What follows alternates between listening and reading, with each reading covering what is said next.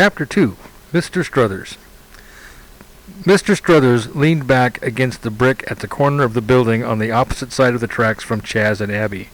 He was there to do what he had done several times before, capture on film that all-important 100th jump for posterity. This jump business is so old hat, about as exciting as the price of cabbages or the toilet paper crisis because the paper mill closed down. What this town needs is a riot, or something equally as devastating, an earthquake, a tornado, a fire out of control that burns half the town.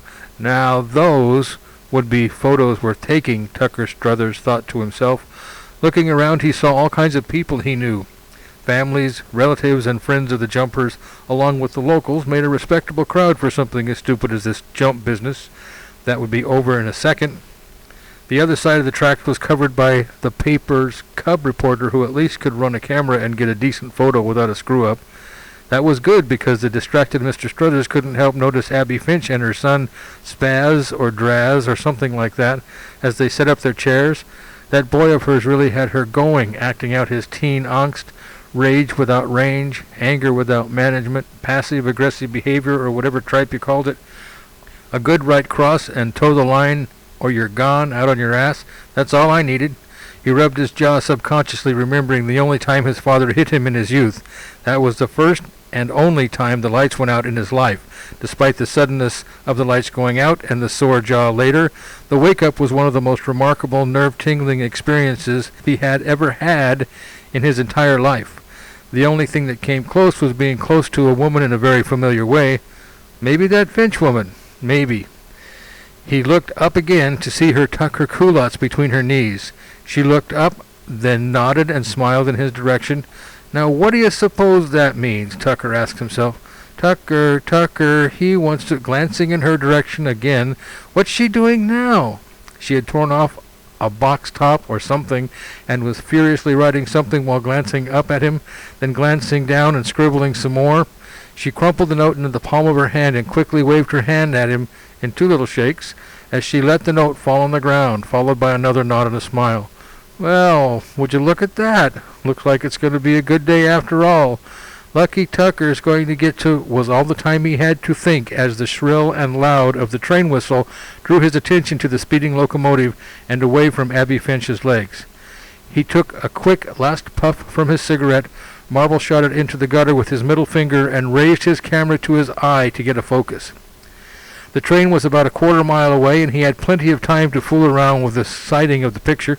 He focused on the engine first, then on the group of kids spreading themselves out along the tracks. That's when he heard the screech of the tires and the roar of a car engine. Looking out from behind the camera in the direction of the noise, he saw a speeding muscle car with a perfect paint job accelerating towards the kids on the tracks. He recognized the vehicle as the showpiece 8-cylinder Reverend Tishbein had labored for years to restore.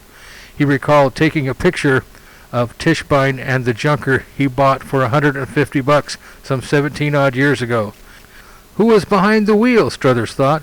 Must be stolen, and now the freak was trying to commit some kind of weird suicide and take out the jumpers with him. This is rich. He automatically switched the camera into auto advance and started snapping photos of the drama unfolding before him. Unfortunately, Mr. Struthers had less than 30 seconds of life left on this planet when he snapped the first of what would become some very well-publicized photographs. The first shot caught the car and a person waving frantically for the car to stop. The person doing the waving was Ted Miller, the owner of the local auto body shop, who helped Tishbein create his masterpiece of automotive excellence. Maybe Miller was hoping to save his own investment of time and kindness trying to stop the speeding demon, thought Tucker Struthers, chuckling. As the car flashed past Miller, he made an attempt to grab the door handle and ended up standing in the path behind the car with his hands raised above his head in protest.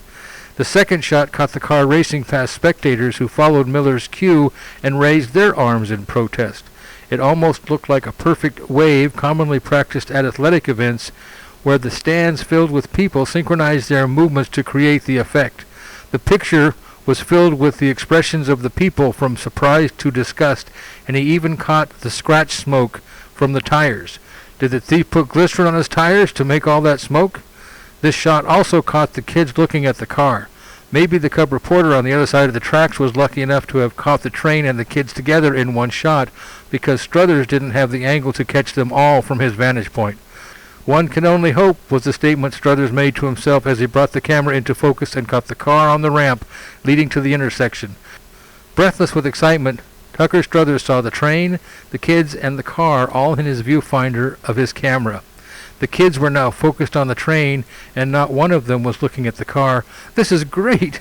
This is great!" was the thought running through the photographer's mind as the next to the last photo showed the kids in mid-jump to the same side of the tracks as he was on. The nose of the car was all the way across the tracks, and the cattle guard on the engine was beginning to crush the side of the car. In that instant, Struthers recognized the driver of the car. It was Solomon Tishbein himself. "Can you imagine that?" he asked himself. "Preacher dude rides muscle car to showdown with speeding locomotive and loses. Front page material at its finest for this small town." He was going to make a big splash out of it, an exclusive. He was framing the front page and running through the verbiage of the smash article in his head. All these thoughts of how great it was to be around such small potatoes and still have a killer story to splash across the front page of his own small-town empire, the paper. Wasn't that Tishbein's daughter in the jump crew? It just keeps getting better and better all the time. Pinch me, I must be dreaming. All went through his mind in a fraction of a second. Quite possibly Tucker Struthers was the happiest he had ever been in his life.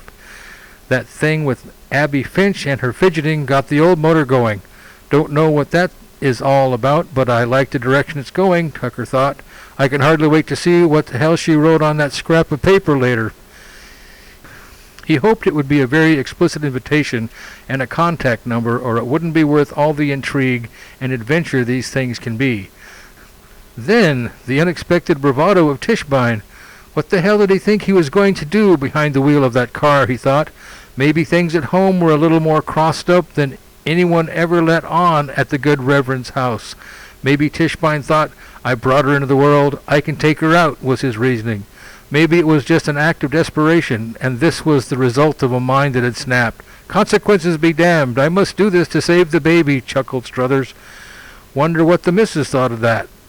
Struthers was about to lower the camera and head down the tracks to get more good pictures of the accident. The last shot on Tucker Struthers' camera was a blurry shot of the top of the building behind him, taken as the camera was being launched into the air. The impact of the train and the car was perfectly placed, so the bumper of the car was pushed simultaneously across and away from the chassis. The shearing force of the sudden impact detached the bolt heads as cleanly as running your thumb down an open pea pod and popping out the peas. The bumper had just enough time to turn itself perfectly sideways as it decapitated Tucker Struthers where he was standing. The camera ended up in a flower box between the sidewalk and the building and was virtually unharmed except for a little mud that got crammed into one corner. The EMS station was across the street on the same side of the tracks where Struthers was standing. They couldn't believe it. They will never forget that day of the jump to safety from in front of the death train.